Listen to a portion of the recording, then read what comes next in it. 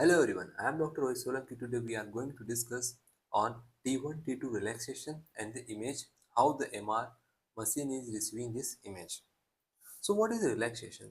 Relaxation is defined as the coming back of the proton from the excitation energy or the higher energy to back to their normal natural state. So, recovery of the proton back toward the equilibrium after being disturbed by the RF excitation. So, in the beginning, all the protons in the human body are aligning themselves around in the random direction, so are nullifying the magnetic effect of each other. As soon as we lay down this person in the magnetic ball on the magnetic machine, all the protons in the body align themselves along the longitudinal axis or along the parallel axis of this external magnetic field. When we give the RA pulse to this person who is lying in the magnetic field or the longitudinal magnetic field, all the protons which are aligned along the longitudinal magnetic field will become in the transverse field or the perpendicular to this longitudinal field. This is called as transverse magnetization. As soon as we are switching off this RA pulse, all the proton coming back from the transverse magnetic field or the transverse magnetization to their normal natural state, which was the longitudinal magnetization. So this ये जो transverse magnetisation से वापस longitudinal magnetisation में आने की process है, जब हम आरएफ पल्स को बंद करेंगे, this is called relaxation. So relaxation is coming back of the proton to their longitudinal magnetic axis from the transverse magnetic axis when we are switching of this RF frequency pulse. तो एक example लेते हैं, जैसे कि starting में हमारे पास longitudinally 100% protons थे, और जब हमने RF फ्रीक्वेंसी पल्स स्टार्ट किया, as soon as we started the RF frequency pulse, after a sudden x time period, most of the or the 60% of the proton will go in the higher energy state, called as a transverse, and the 40% will remain in this longitudinal or the lower energy state. And as the time will pass, थोड़े समय बाद में और ज़्यादा proton transverse में चले जाएंगे और बहुत ही कम हमारे पास लॉन्गिट्यूडनल बचेंगे. और जैसे ही हम आर एफ फ्रीक्वेंसी पल्स को बंद करेंगे और we are switching off this R F frequency pulse, जो ज़्यादा एनर्जी ले चुके प्रोटॉन है, they will come back to their normal natural state or in the longitudinal axis. So the proton will increase in the longitudinal axis from the transverse axis. So take an example, after the x amount of time, the 63% of the proton come back in the longitudinal axis while the 37% remain in the transverse axis. So this time, top point where the 37 will remain in the transverse axis while the 63 will come back to the longitudinal axis after switching of this RF pulse is called as relaxation time. So increase of the 63% of the proton in the longitudinal axis is called as T1 time or the longitudinal relaxation time, while decrease in the transverse proton by the 37% of their original value is called as transverse relaxation time. I am repeating it. Longitudinal relaxation time is increase in the proton in the longitudinal axis by the 63% of the original value, and decrease in the transverse axis, number of proton in the transverse axis by 37% of the original value is called a transverse relaxation time. And after the x fraction of time, all the proton will come back to their normal position or normal location, which was the longitudinal relaxation. So in brief we can say that R A plus से जैसे हम चालू करेंगे तो सब transverse में चले जाएंगे और थोड़े टाइम बाद पूरे ही ट्रांसफर्स में चले जाएंगे. जैसे हम आरए फ्रीक्वेंसी पल्स बंद करेंगे, ट्रांसफर से वापस नॉर्मल लॉन्गिट्यूड लाने की कोशिश करेंगे, और वो टाइम जहां पर 63% लोग वापस और प्रोटॉन वापस अपने लॉन्गिट्यूडल में आ जाएंगे, उस टाइम को हम लॉन्गिट्यूड रिलैक्सेशन टाइम बोलते हैं. जबकि जब 37% ट्रांसफर्स में बचेंगे, उसको हम ट्रांसवर्स रिलैक्सेशन टाइम बोलते हैं. तो when the RF pulse is switched off, the number of proton aligning in the longitudinal axis will increase, and this is called as longitudinal relaxation, and the number of proton aligning in the transverse axis or transverse magnetization will decrease. This is called as transverse relaxation. So what is the longitudinal relaxation or how it is taking place? So take an example. This was the normal molecule normally spinning in this longitudinal axis. As soon as we give the extra RA pulse to this proton will start to move in the transverse axis, and this extra energy will retain by this molecule in the form of spin.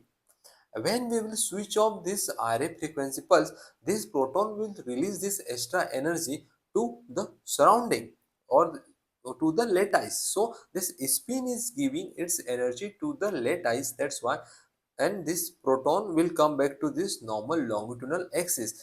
This process in which this high energy spin giving its extra energy on switching of this RF frequency pulse to the atmosphere or lattice is called as spin lattice relaxation. So longitudinal relaxation is called as spin lattice relaxation, in which this longitudinal magnetization will be transferred to the transverse magnetization on receiving the RF frequency pulse, and on switching of the RF frequency pulse, this spin will give its extra energy to the lattice and again will start to align itself along the longitudinal axis. So here is the example. At the lower energy, it will have the low energy, and as soon as we give the RF frequency pulse, it will have the high energy, and as soon as we will switching of this RF frequency pulse, it will come back to the low energy longitudinal magnetization, and this extra energy will be given in the surrounding called as lattice. So spin lattice relaxation. The time taken by this longitudinal magnetization to recover to its original value is called as longitudinal relaxation time. This is an example in our made easy MRI physics book. All the proton align in the transverse axis. On switching of the RA pulse, few of the proton remain in the transverse while the few goes back to the longitudinal axis, and after extraction of time all are going back to this longitudinal axis. This is called as longitudinal relaxation. Now we will discuss the transverse relaxation. This molecule is normally lying in the longitudinal axis and spinning in this longitudinal axis. Now we will give some extra energy in the form of RA pulse to this proton. Now this proton will start to spin in this transverse axis. When we will switch off this RA pulse, then this moving spin will give its extra energy to the another proton molecule to come back to this normal longitudinal axis. The process in which this high energy proton gives its energy to the adjacent another spinning proton to come back to the normal longitudinal axis is called as spin relaxation or the transverse relaxation. So transverse relaxation is the transfer of energy or going out of the phase or dephasing from its transverse magnetic field to back to the longitudinal is called as spin relaxation. So what is transverse relaxation? Is the composition of the magnetic forces of the proton processing at the similar frequency. More the number of protons as processing at the same frequency, stronger will be Tm. In this example, we can see that all are aligning in the transverse axis. When switching of the RF frequency pulse, few of will go back to the longitudinal, few of them will be remain in this transverse magnetization, and after a fraction of time, all will align toward the our longitudinal relaxation. So from this to this, the extra energy will be given from the high energy spin to the low energy spin. This is called as spin relaxation. In short, we can see that when this molecule in the high energy or transverse axial relieves its energy to the surrounding or the lattice is called as longitudinal relaxation or the spin lattice relaxation, and when this high energy proton release its energy to the adjacent another spin is called as spin relaxation or T2 relaxation. So the time T1 and T2, so just we have discussed that time T1 is, we can remember this by making 1 to L. So T1 is a time of longitudinal relaxation. Longitudinal relaxation means that longitudinal, the proton number of protons in longitudinal field will increase by 63% by their original value. And T2 here is 2, we can remember by TT, that is time of transverse relaxation, and time of transverse relaxation is decrease in the number of proton in the transverse magnetization by 37% of their original value. So if we will plot one graph in on the x-axis the time of T1 curve and along the y-axis the magnitude of the longitudinal magnetization. So as and as time will pass, the number of proton coming back to the longitudinal axis will increase and the graph will be like this. And if we will plot the time T2 along the x-axis and the magnitude of the transverse magnetization along the y-axis, the number of proton which were in the transverse magnetization will decrease as the time will pass. So this graph will be, then first we have to climb the mountain, then we'll come back to the ground. So first number of proton in the longitudinal magnetization will increase and the transverse magnetization will decrease. So what is T1? So T1 the time longitudinal magnetisation reaching back to the 63% of its original value. So we have to ask one question: the factors on which this time or the time of longitudinal magnetization depend. So it depends on the composition, structure, and the surrounding of this molecule. If the surrounding molecule has the magnetic field which is fluctuated at the Larmor frequency, then the transfer of energy from proton to surrounding is fast. Then we will call this a short T1. We are taking one example. If this molecule is our proton, which is spinning in this transverse axis, adjacent atmosphere is also spinning at this energy, that's easy for this proton to shift its high energy to the adjacent surrounding. Or we can see that if the surrounding is frequency is same as the Larmor frequency, then it will be easy for this proton to transfer its extra energy to the surrounding and to go back in the longitudinal magnetization. Then it will be rapidly go back to the longitudinal magnetization, and it will have the short T1. We will take the example of water. In water molecule, they are moving too rapidly. That's why it takes a long time to transfer the energy. So the water has the long T1. While the fatty acids, as we all know that they are fluctuate near the Larmor frequency, the short energy time will be taken to transfer the energy. So they have the short T1. So water moves too rapidly. That's why it takes too much time to transfer their extra energy to the surrounding. While our fatty molecule are have the frequency same as the adjacent lattice, that will easily transfer the energy to the surrounding. Easily transfer the energy to surrounding. It means that they will rapidly come back to the longitudinal relaxation, and it will have the short T1. So fat has the short T1 because they fluctuate at the Larmor frequency, while the water has the long T1 because they move too rapidly and not matching the Larmor frequency. So we have just about the T1. Now, this is the example. This is our handsome man Ronaldo. So Ronaldo runs too rapidly or too fast, like our water molecule. That's why he takes long time to come back to the normal, or in the normal position. So it takes long time to transfer energy, and it has the long T1. Water has long T1 because they move too rapidly, while this handsome fatty man moves at the Larmor frequency and rapidly transfers energy to the surrounding, and it has the short T1. Now, what is T2? And just we have show that 2 means TT. T2 is the time of the transverse relaxation, or the time when the number of proton in the transverse magnetic field remains 37% by their original value. It is mainly depends upon the inhomogeneity of the local magnetic field within the tissue, और in Hindi भी can see that ये अपनी असमानताओं पर निर्भर करता है कि वो T2 का टाइम कितना होगा. जैसे कि water moves too fast, magnetic field fluctuate fast, and fluctuating magnetic field cancel each other. That's why lack of the inhomogeneity will be there, and the proton remains in the phase for the long time. Or in other words, we can see that the water molecule will take the long time to reduce in the number of the transverse aligning proton to 37% of their original value, while other fate has the larger molecule moves very slowly. That's why maintain the inhomogeneity of the intrinsic magnetic field, and that's why proton go out of the phase rapidly. Fate will go out of the phase rapidly. It means that fate will go back to the longitudinal magnetization very rapidly, while the water will remain in the transverse magnetization for the long time because they lack the inhomogeneity. Here in this diagram we can see that this is the water molecule. All the water molecules are randomly moving here and there very rapidly. That's why they are nullifying or cancel out the inhomogeneity effect of each other. That's why there is very homogeneous atmosphere inside the water.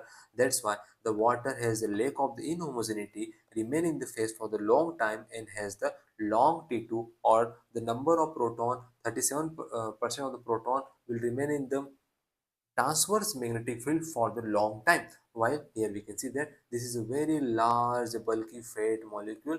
They uh, maintain inhomogeneity inside the molecule and go out of the phase rapidly. That's why has the short T2.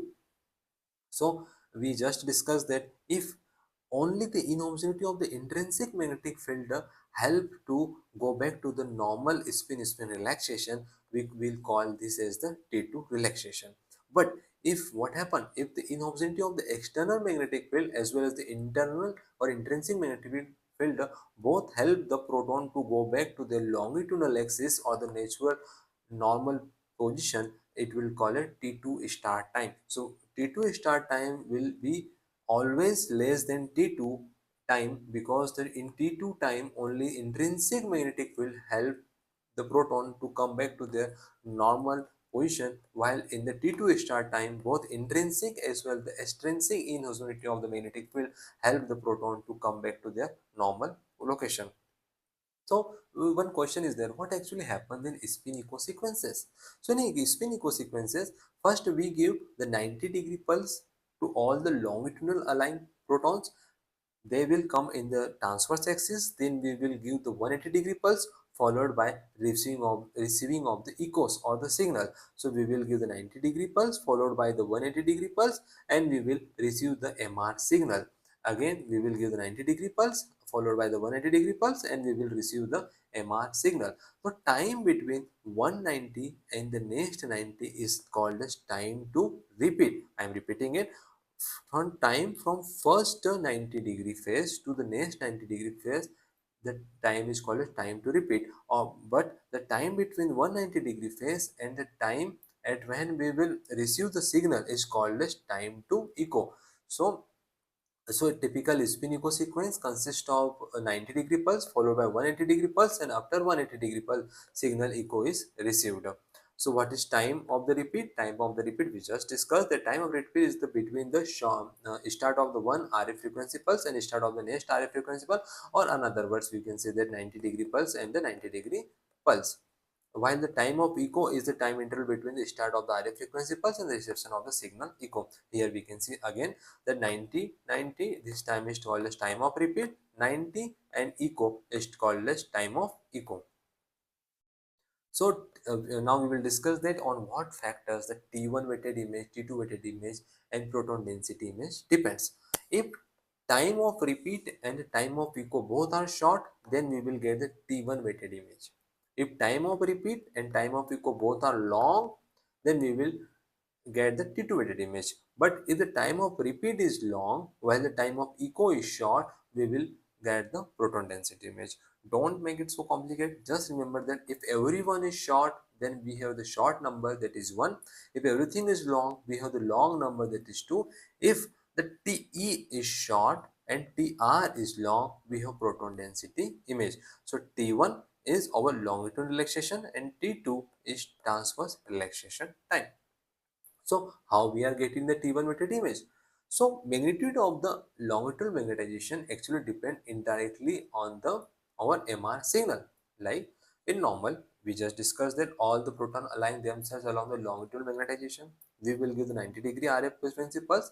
They will align themselves around the transverse magnetization.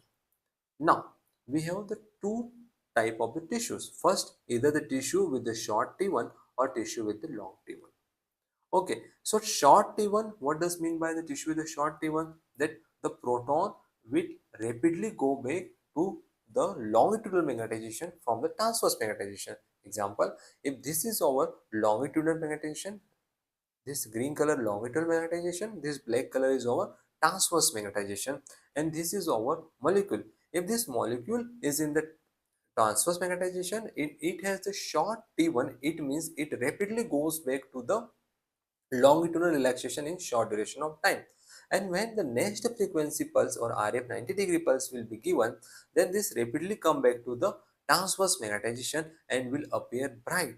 It means that the molecule which has the short T1 will go back to the longitudinal relaxation or the longitudinal magnetization rapidly or in short time, and when next RF frequency pulse will be given, this come back to the transverse magnetization and will be ready for the next RF frequency pulse. While now we'll discuss the tissue with the long T1. The tissue with the long T1 will take long, so this is the transverse magnetization. If we will switching of the RF frequency pulse, then this molecule will take the long time to go back to their longitudinal magnetization. So imagine this takes the 10 second to go back to this longitudinal magnetization. This is the transverse magnetization. It takes the 10 second to go back to the longitudinal magnetization. But if we, in the 5 second, imagine this only came here in between the transverse and longitudinal magnetization. If we will give the next RF frequency pulse, then this molecule will not be ready to go to the transverse magnetization because this is not arrived towards the longitudinal magnetization. Hindi में अगर ये वापस longitudinal में आया ही नहीं है तो next RF frequency pulse देने पर ये वापस ट्रांसवर्स में जाने के लिए रेडी नहीं होगा. इट मीन्स जिसका T1 टाइम कम होगा वो जल्दी से लॉन्गिट्यूडनल में आ जाएगा और जैसे ही वो नेक्स्ट आरएफ फ्रीक्वेंसी पल्स देंगे वो ट्रांसवर्स में चले जाएगा और T1 पर ब्राइट दिखेगा. जबकि जिसका T1 और टाइम ज़्यादा होगा वो लॉन्गिट्यूडनल में नहीं आ पाएगा, यहीं के बीच में रुक जाएगा और जब हम उसको आरएफ फ्रीक्वेंसी पल्स देंगे वो यहाँ नहीं आएगा जबकि अपनी जर्नी वापस ट्रेवल लॉन्गिट्यूडनल तरफ करेगा और T1 पर ये डार्क दिखेगा. So just we have discuss that tissue with the short T1 their maximum LM in the short and switch when we will switch off the or RF frequency pulse. When next RF frequency pulse will be sent, this TM will be strong and resultant signal will be a strong and bright signal on T1. While on the tissue with the long T1, their proton will not reach back to the longitudinal magnetization and this proton will not be ready to go back to the transverse magnetization and they will be appear dark on the T1 mirror image. This is example on a beginning of the our examination. All the proton in the longitudinal axis, we give the RF frequency pulse. All proton are lying in the transverse axis. A short time T1, all the proton come back from the longitudinal to the from transfer to the longitudinal plane in the short frequency or short time, and they will be ready to go back to the transverse magnetization if next RF frequency pulse will be given and appears bright on T1. While if there is a long T1, then they will take the long time or they will come in between here from transverse to longitudinal when we will give the RF frequency pulse and it will appear dark on the T1 weighted image. So just we got the logic why the things are appear brighter on T1 weighted image because they have the short T1. So they have the short T1, they will come back to the longitudinal magnetization rapidly and when we will give the next RF frequency pulse, they will go back to the transverse magnetization will appear bright. So I want to ask one question. If this is our longitudinal magnetization, this is our transverse magnetization, and this is our molecule, if we want to check that this molecule is will appear bright or we want that this molecule should appear bright on our T1 weighted image, then we have to keep our time of repeat very short. Then only this molecule we can catch this molecule when it will be intermediate. अगर हम लंबा time of repeat रखेंगे तो जो तेज जाने वाले हैं वो तो जल्दी से पहुंच जाएंगे लेकिन जो स्लो जाने वाले हैं तो लंबा टाइम ऑफ रिपीट रखने के कारण वो भी यहाँ पे पहुंच जाएंगे और जब हम उन्हें नेक्स्ट आरएफ फ्रीक्वेंसी पल्स देंगे तो सभी ही हमें ब्राइट दिखेंगे. So if you want to discriminate between bright and dark on T1 weighted image, we have to take or to keep the time of repeat very short. Then only we can judge the time of repeat. So next we have the T2 weighted image. In T2 image, if longitudinal meditation, we give the RF frequency pulse, then they will lie in the transverse. If they have the short T2, it means they will dephase rapidly and will goes to the our longitudinal meditation. If they have the long T2, it means they will dephase slowly or remain a transverse for the long time and will appear bright on T2 weighted image. So for keeping T2 bright on T2, we have to keep the long TE. So what is proton density में on T1 effect is reduced by the long TR while T2 effect is reduced by the short T. So in short, we have discussed that why things are appearing bright and dark on T1 and T2 and what is T1 time, T2 time. So thank you so much. I am Dr. Rohit Solanki. Kindly like, share and subscribe my YouTube channel.